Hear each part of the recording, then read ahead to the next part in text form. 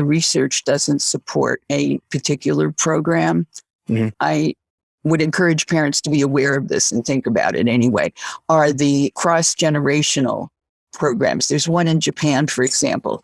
College students train high school students in cyberbullying and moderate them as they design an educational program that they deliver to middle school students in workshops and so forth.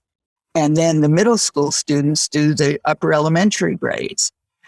Kids are much more interested in what near peers, kids just a couple years older, have to say. They often dismiss adults. What do you know? You can't imagine what it's like.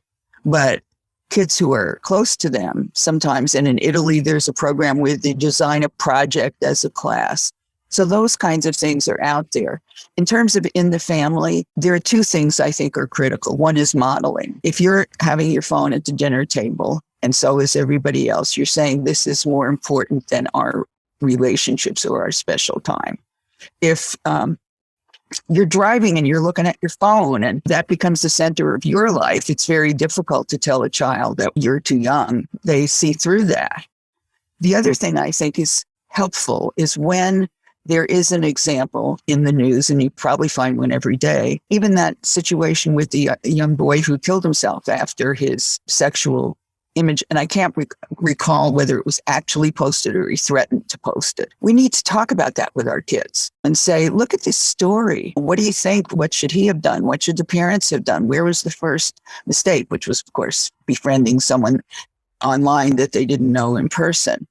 But I think making it a topic of discussion, letting kids know that this exists. They may know more than you. My first introduction to social media was a young client I had, and I didn't know anything about MySpace.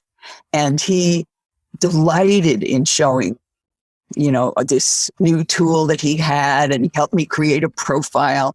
So they like to be the authority and respect that they probably are. When you read something and you don't quite understand, Susie, can you give me a hand here? I read this and I don't know what's this TikTok thing, or how do you do it? And how can I protect myself, to engage them in the process rather than simply telling them what to do? Because there is no magic answer. But I think the modeling and making it a topic of discussion, both within the family, can we all agree not to have our phones on the dinner table?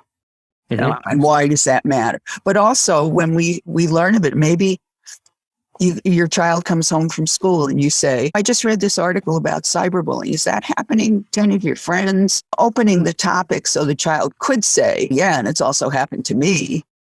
And then talk about how do you manage that? What do you do when it happens? How do you keep it from hurting you and damaging you and so forth? Because there is no magic bullet, I think engaging with young people on this topic. And if they know more, that's great. They love to share their expertise. And then as a group, you decide maybe we want to go to schools and say we need to incorporate these topics into the curriculum.